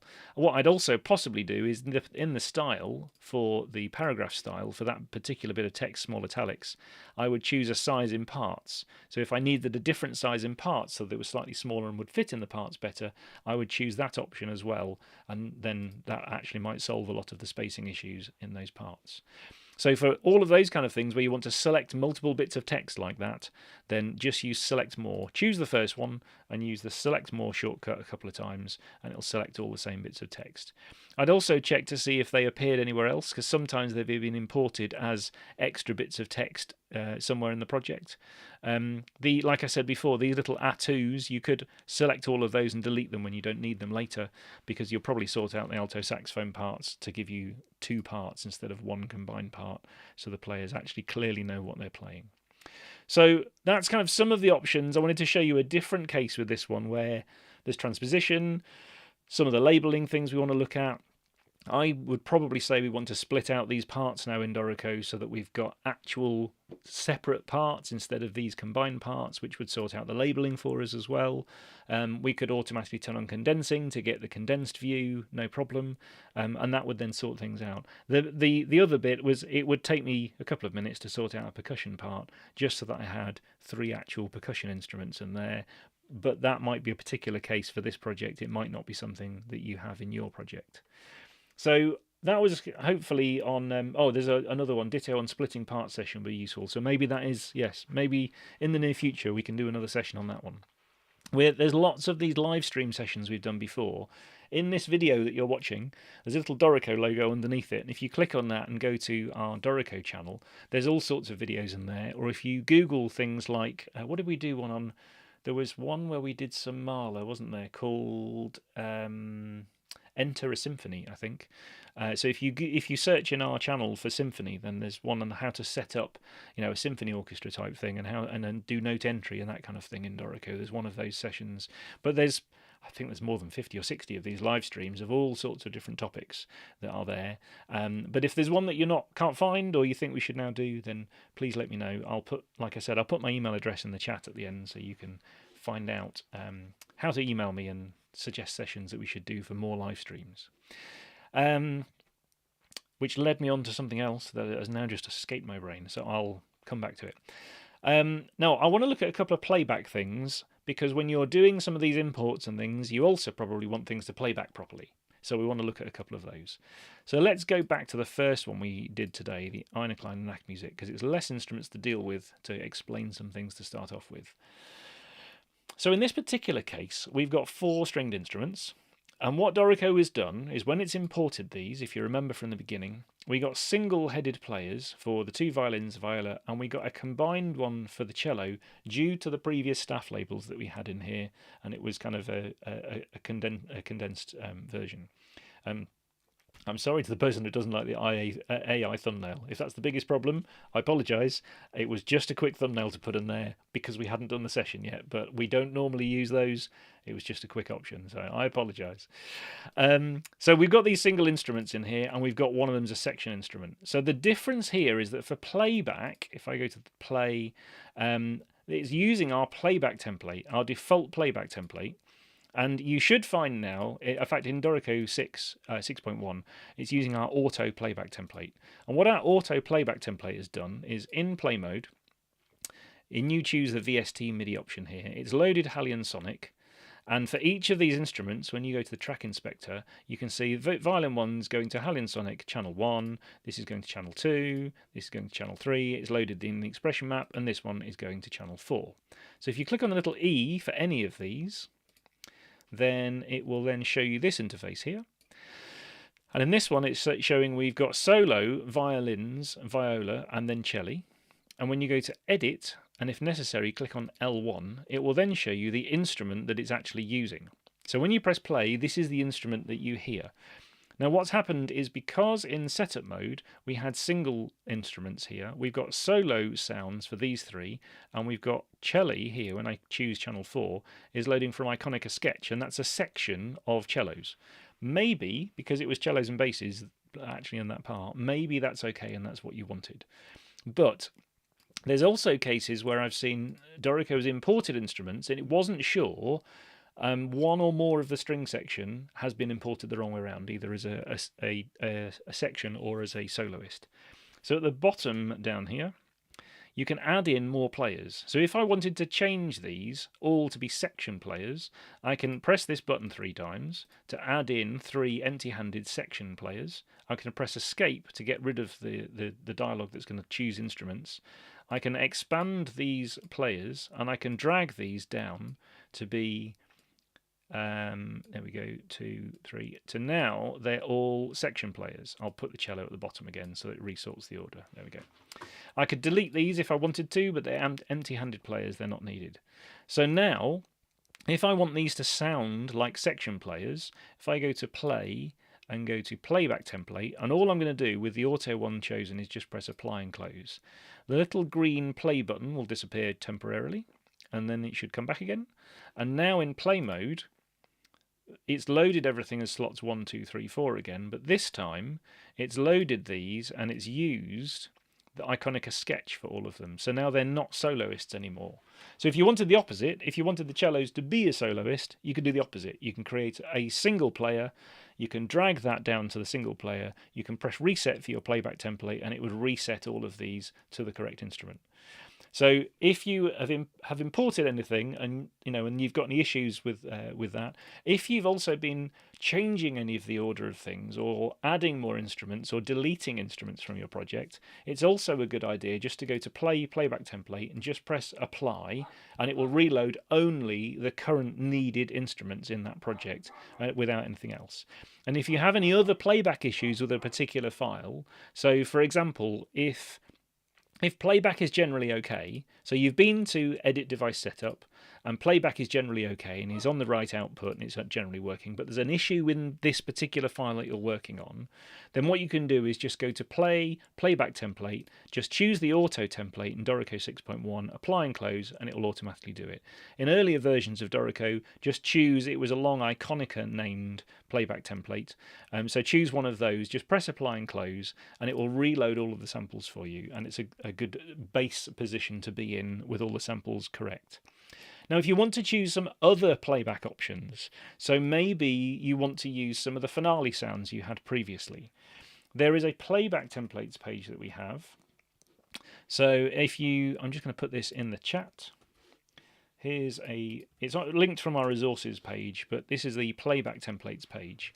And in here, you can search for particular companies.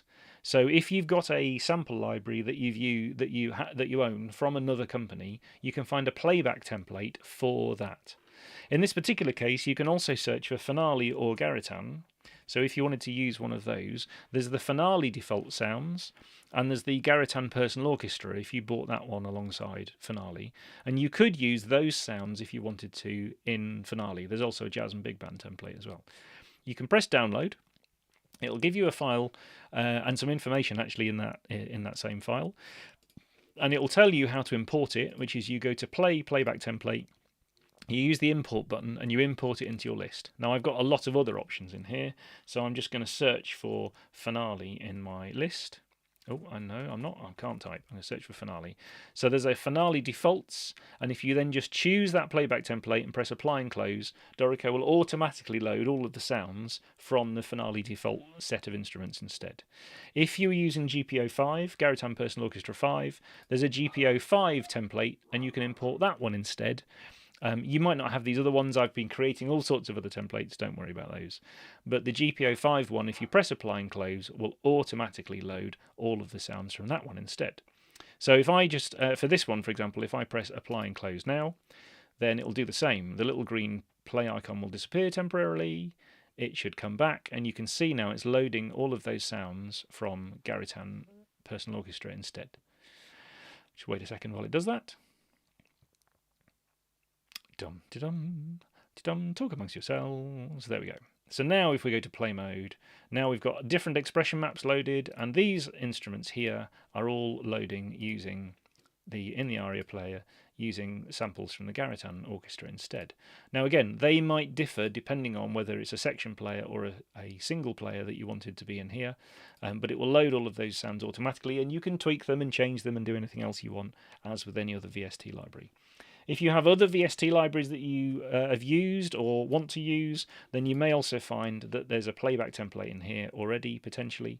So there are some native instruments options, and there's some orchestral tools options, and some Spitfire options, things like the BBC SO seems to be quite popular.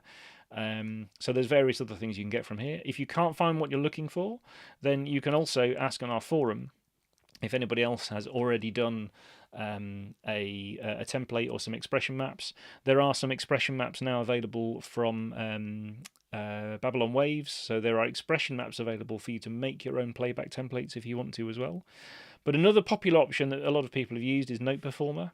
So if you have Note Performer that you've used maybe with Finale or with Sibelius, then you can also use Note Performer with Dorico. And when you install Note Performer, even with the trial, then when you go to Playback template, then you'll also get a Note Performer playback template in here. So when you press apply and close with any of these other libraries, then it will load that library instead. So GPO5 will now disappear. Note Performer will replace it, and it loads them for all of the instruments. So when I click on the little E, it will then load in those sounds for you automatically. And as I said, if I'd chosen single players in setup mode, then I would have got solo sounds for all of these instead. You can change them in here. You can override the sounds in Note Performer as well, but Dorico will do that automatically based on the playback template. So there's a very quick way, instead of manually going through and choosing expression maps and all those kind of things. If the playback template already exists, then you can easily switch that to another library.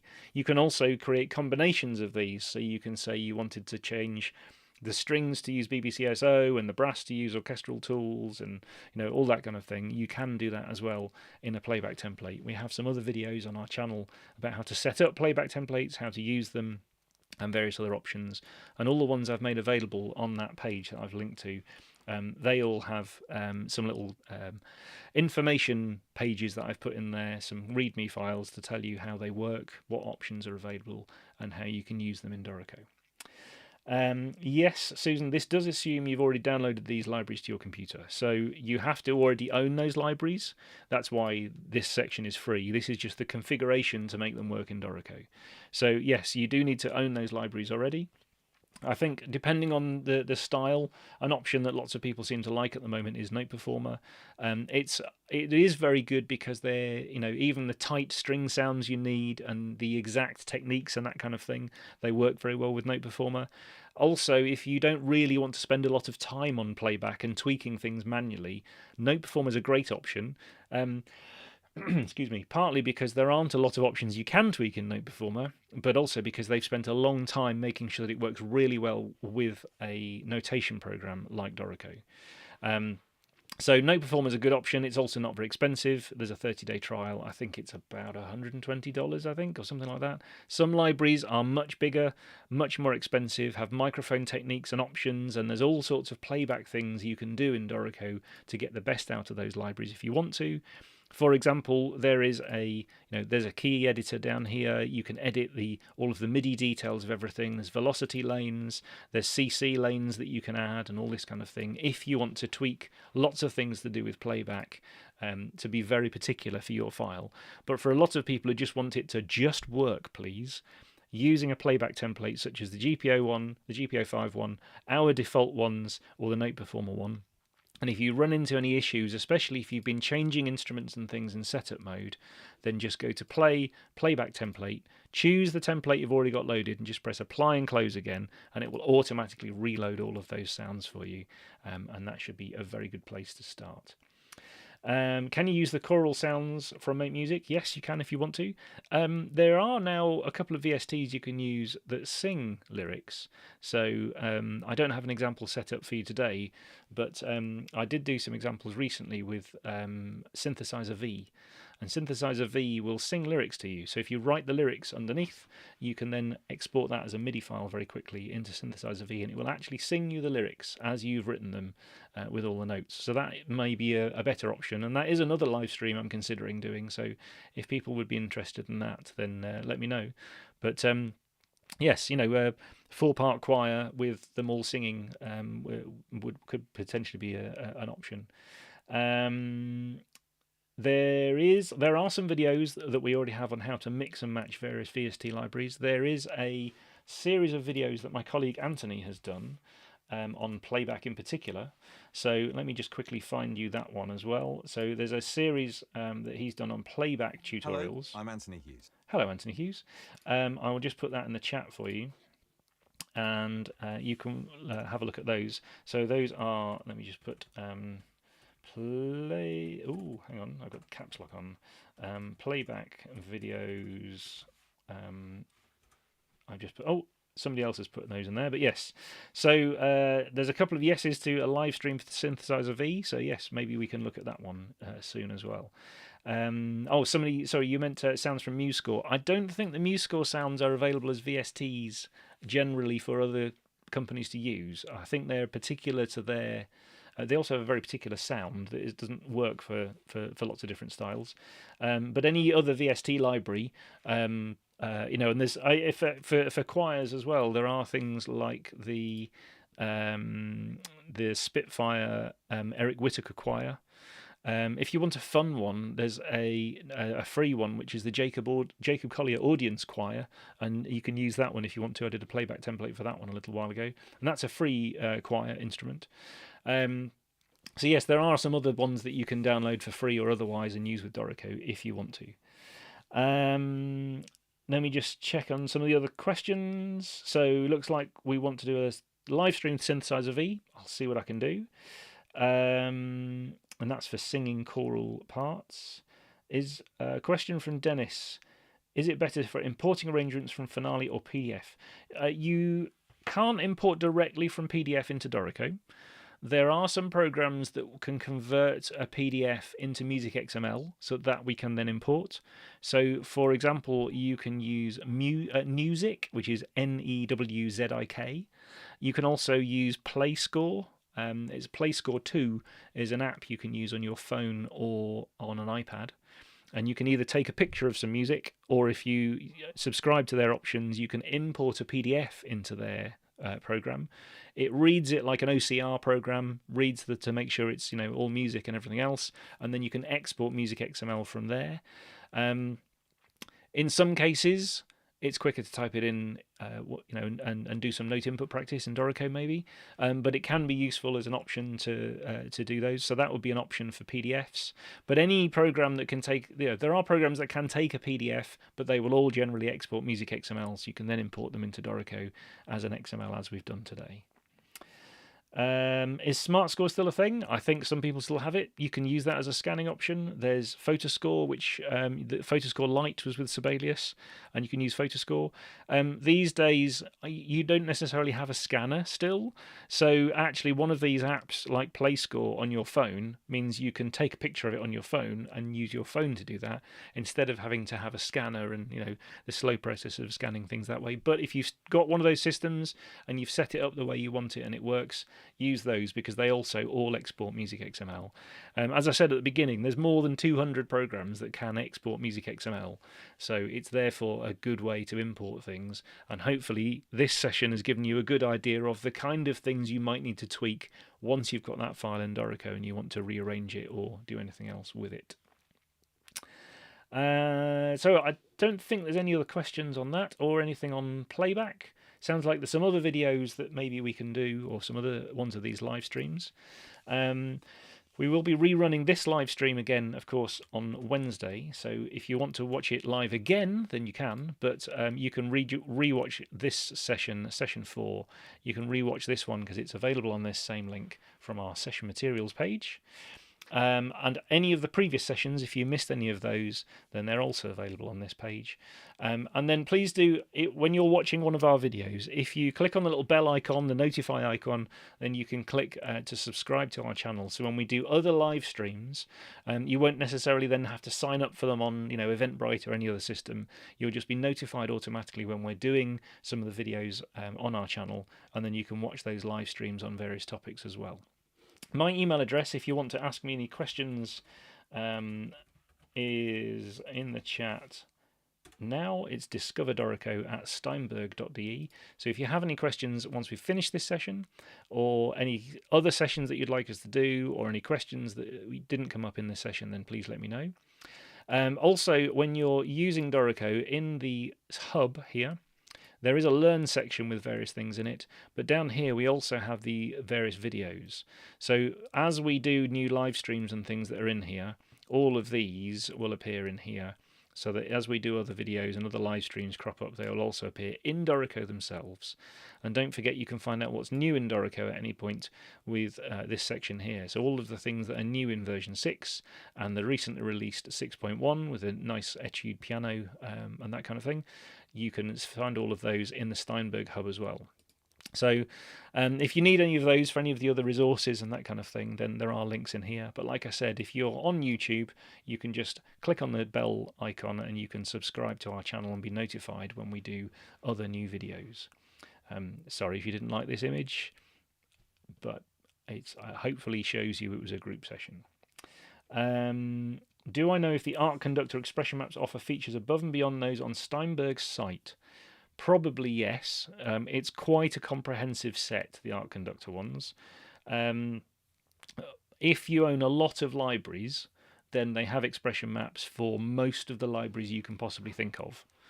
The ones on our page, if you mean this Playback templates page, these are a smaller set of libraries and things that you can use, but these are complete Playback templates.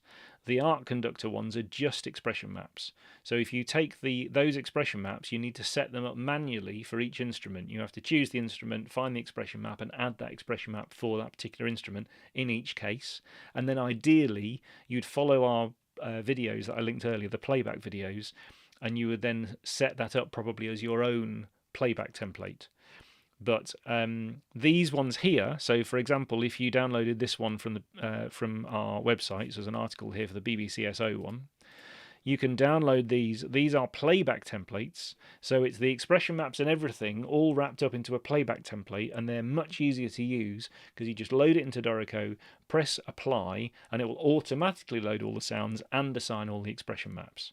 So it kind of depends. If we've got an option available, then these Playback templates are free. You can download them and they'll should work on your computer, no problem. Presuming you own the library, of course. The ones from Art Conductor, so the Babylon Waves ones, and I'll put a link on this page at some point, they are all just the expression maps. So there's more manual work you need to do, but it covers a far bigger range of libraries of options if you want to make those work in Dorico. So hopefully, Kevin, that explains the difference between those two and what your options are. So if there's no other questions, and my email address is now in the chat if you have any other questions, then I'll sign off for now, and then we'll look at what's the next session we do, and yes, which other areas of Dorico, or playback, or condensing, or any of those other things that you'd like a live stream on.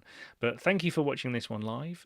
Please keep in touch with us. Like I said, subscribe, and if you've got any questions, you know how to get in touch with us. So thank you for joining us, and I'll see you next time.